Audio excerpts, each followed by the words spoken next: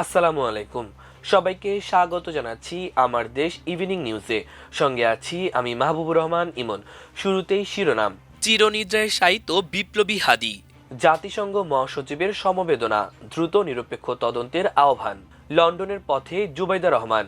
নিহত 6 শান্তিরক্ষীর লাশ দেশে পৌঁছেছে। ইমরান খান ও বুশরা বিবির 17 বছর কারাদণ্ড। শুনছিলেন সংবাদ শিরোনাম, এবার বিস্তারিত। ঢাকা বিশ্ববিদ্যালয়ের কেন্দ্রীয় জামে মসজিদের উত্তর পাশে এবং বিদ্রোহী কবি কাজী নজরুল ইসলামের সমাধির দক্ষিণ পাশে চিরনিদ্রায় শায়িত হয়েছেন শহীদ শরীফ ওসমান হাদি। শনিবার বিকেল ৩টা ৩০ জানাজা শেষে তাকে সেখানে দাফন করা হয়। জানাজায় ইমামতি করেন শহীদ হাদির বড় ভাই আবু বকর সিদ্দিক। দাফনকালে উপস্থিত ছিলেন দৈনিক আমার দেশের সম্পাদক ডক্টর মাহমুদুর রহমান। এছাড়া ঢাকা বিশ্ববিদ্যালয় প্রশাসনের ঊর্ধ্বতন কর্মকর্তা, ডাকসু প্রতিনিধি সহ বিভিন্ন রাজনৈতিক দলের জাতীয় পর্যায়ের নেতৃবৃন্দ দাফনে অংশ নেন। এর আগে ইনকিলাব মঞ্চের আহ্বায়ক শহীদ শরীফ ওসমান হাদির জানাজা শেষ হয়েছে। শনিবার দুপুর 2:30টার দিকে জাতীয় সংসদ ভবন সংলগ্ন মানিক মিয়া এভিনিউতে তার জানাজা শুরু হয়। জানাজায় অংশ নিয়েছেন লাখ লাখ মানুষ। এরপর ঢাকা বিশ্ববিদ্যালয়ের উদ্দেশ্যে শেষ যাত্রা শুরু হবে হাদির। অন্তর্বর্তী সরকারের প্রধান উপদেষ্টা পরিষদের সদস্য, আমার দেশ সম্পাদক মাহমুদুর রহমান সহ বিভিন্ন দলের রাজনৈতিক নেতারা হাদির জানাজায় অংশ নিয়েছেন। শনিবার সকাল থেকেই রাজধানী সহ দেশের বিভিন্ন প্রান্ত থেকে ছাত্র জনতা এবং সাধারণ মানুষ দলে দলে জানাজাস্থলে জড় হতে শুরু করেন। বেলা 12টা বাজার আগেই পুরো মানিক মিয়া এভিনিউ কানায় কানায় পূর্ণ হয়ে যায়। হাদির জানাজাকে কেন্দ্র করে মানিক মিয়া এভিনিউ ও এর আশেপাশের সকল প্রবেশপথে নজিরবিহীন নিরাপত্তা ব্যবস্থা গ্রহণ করা হয়। বিপুল সংখ্যক পুলিশ সদস্যের পাশাপাশি র্যাব ও আনসার মোতায়েন করা হয়েছে। বিশেষ টহলে রয়েছে সেনাবাহিনী।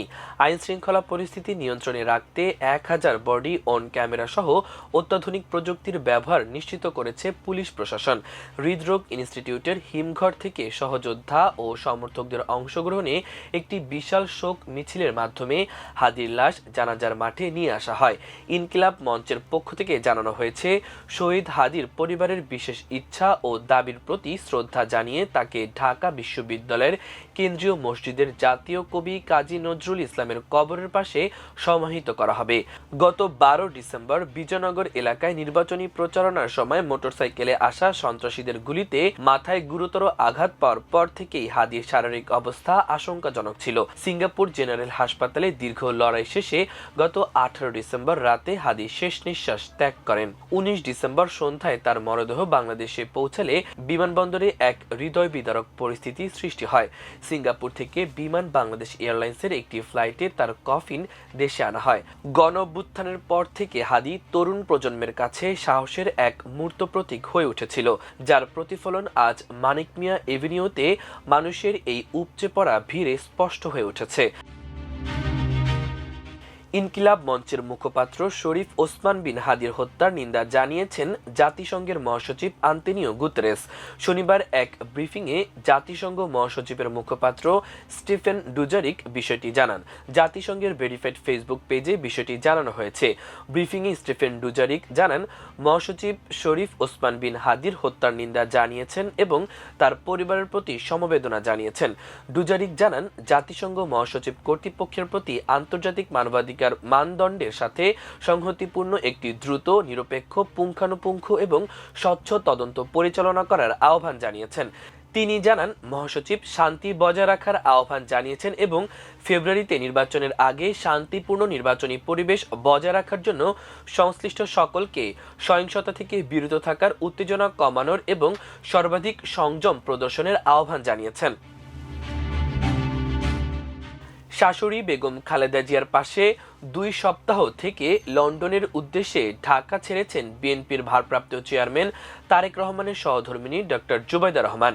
শনিবার সকাল 8:45টার দিকে বাংলাদেশ বিমানের BG202 ফ্লাইটে লন্ডনের উদ্দেশ্যে ঢাকার হযরত শাহজালাল আন্তর্জাতিক বিমানবন্দর ছাড়েন তিনি। এর আগে সকাল 7টা 10 ধানমন্ডির বাবার বাসা থেকে জুবাইদা রহমান বিমানবন্দরের উদ্দেশ্যে রওনা করেন। পুরো যাত্রাপথে তার গাড়িবহর ঘিরে নেওয়া হয় বিশেষ নিরাপত্তা ব্যবস্থা। এই সময় ডক্টর জুবাইদার সঙ্গে তার পরিবারের সদস্যরাও ছিলেন। জানা গেছে, লন্ডনে যাওয়ার 4 দিন পর আগামী 25 ডিসেম্বর স্বামী তারেক রহমান ও মেয়ে ব্যারিস্টার জাইমা রহমানকে সঙ্গে নিয়ে আবারও দেশে আসার কথা রয়েছে ডক্টর জুবাইদা রহমানের। নির্বাসিত জীবন পেরিয়ে 17 বছর পর সপরিবারে সেদিন দেশে ফিরছেন বিএনপির ভারপ্রাপ্ত চেয়ারম্যান, বিএনপির মিডিয়া সেলের সদস্য ও আমরা বিএনপির পরিবারের আহ্বায়ক আতিকুর রহমান রুমন জানান, শাশুড়িকে মায়ের মতো করেই সেবা দিয়েছেন ডাক্তার জুবাইদা। সপরিবারের ঢাকায় আসার প্রস্তুতি হিসেবে তিনি লন্ডনে যাচ্ছেন। প্রায় 1 মাস রাজধানীর এভারকেয়ার হাসপাতালে চিকিৎসাধীন বিএনপির চেয়ারপারসন বেগম খালেদা জিয়া অসুস্থ শাশুড়িকে উন্নত চিকিৎসার জন্য বিদেশে নিতে যুক্তরাজ্য থেকে গত 5 ডিসেম্বর দেশে আসেন ডাক্তার জুবাইদা রহমান। সুদানের আবেই এলাকায় জাতিসংঘ শান্তিরক্ষা মিশনের ঘাঁটিতে সন্ত্রাসী ড্রোন হামলায় শহীদ বাংলাদেশ সেনাবাহিনীর 6 শান্তিরক্ষীর লাশ দেশে আনা হয়েছে। শনিবার বেলা 11:15টার দিকে লাশবাহী বিমান হযরত শাহজালাল আন্তর্জাতিক বিমানবন্দরে পৌঁছায়। এর আগে বুধবার সেনাবাহিনী বিজ্ঞপ্তিতে জানিয়েছে, গত 13 ডিসেম্বর সুদানের আবেই এলাকায় জাতিসংঘ শান্তিরক্ষা মিশনের আওতাধীন কাদুগলি লজিস্টিক্স বেইসে বিচ্ছিন্নবাদী সশস্ত্র গোষ্ঠী কর্তৃক পরিচালিত সন্ত্রাসী ড্রোন হামলায় দায়িত্ব পালনরত 6 জন বাংলাদেশ সেনাবাহিনী শান্তিরক্ষী শাহাদাত বরণ করেন এবং মোট 9 জন আহত হন। শহীদ শান্তিরক্ষী সদস্যরা হলেন কর্পোরাল মোহাম্মদ মাসুদ রানা এএসসি নাটোর, সৈনিক মোহাম্মদ মনিরুল ইসলাম বীর কুড়িগ্রাম, সৈনিক শামীম রেজা বীর রাজবাড়ী, সৈনিক শান্ত মণ্ডল বীর Kurigram, mess waiter Mohammad Jahangir Alam Kishoreganj, laundry কর্মচারী মোহাম্মদ সবুজ মিয়া গাইবান্ধা। পাকিস্তান তেহরিকি ইনসাফ পিটিআই পার্টির প্রতিষ্ঠাতা ও সাবেক প্রধানমন্ত্রী ইমরান খান এবং তার স্ত্রী বুশরা বিবিকে তোশাখানা 2 মামলায় শনিবার এডিয়ানা জেলের বিশেষ আদালতে 17 বছর করে কারাদণ্ড দিয়েছেন। আদালতের বিশেষ বিচারক সেন্ট্রাল শাহরুখ অর্জুমান্ত এই মামলায় শুনানি পরিচালনা করেন। একই সঙ্গে উভয়ের প্রত্যেককে 16.4 মিলিয়ন পাকিস্তানি রুপি জরিমানা দেওয়ার নির্দেশ দেওয়া হয়েছে। এই মামলা ইমরান খানের 2018 থেকে 2022 সাল পর্যন্ত প্রধানমন্ত্রী থাকা অবস্থায় সৌদি আরব থেকে পাওয়া উপহার সংক্রান্ত। 2018 সালের তোশাখানার নিয়ম অনুযায়ী এসব উপহার সংশ্লিষ্ট দপ্তরে জমা দেওয়া বাধ্যতামূলক ছিল। আদালতে অভিযোগ করা হয়েছে, ইমরান খান ও বুশরা বিবি উপহারগুলো সঠিকভাবে নিবন্ধন না করে সহকারী ডেপুটি মাল্টি সেক্রেটারির চিঠি ব্যবহার করে অবৈধভাবে নিজেদের দখলে রেখেছেন।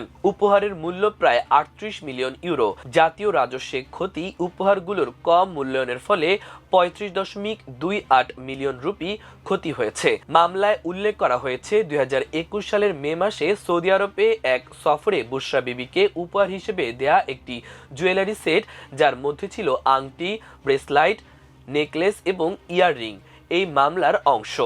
জাতীয় হিসাবরক্ষক ব্যুরো এনএবিএ আগস্ট 2022-এ 37 দিনের তদন্তের পর এই মামলা দায়ের করে। এই দম্পতিকে ডিসেম্বরের 2024-এ আনুষ্ঠানিকভাবে অভিযুক্ত করা হয়। বিশেষ ইসলামাবাদ আদালত তাদের বেকসুর খালাসের আবেদন খারিজ করেছে। এটি প্রথম তোশাখানা মামলার থেকে আদালত। প্রথম মামলায় দম্পতিকে 14 বছরের কারাদণ্ড এবং মোট 1.57 মিলিয়ন রুপি জরিমানা করা হয়েছিল। তবে সেই সাজা পরে ইসলামাবাদ হাইকোর্ট এপ্রিল 2024 স্থগিত করে। প্রিয় দর্শক, আমাদের ইভিনিং নিউজের আয়োজন এ পর্যন্তই। এতক্ষণ সঙ্গে থাকার জন্য অশেষ কৃতজ্ঞতা। আল্লাহ হাফেজ।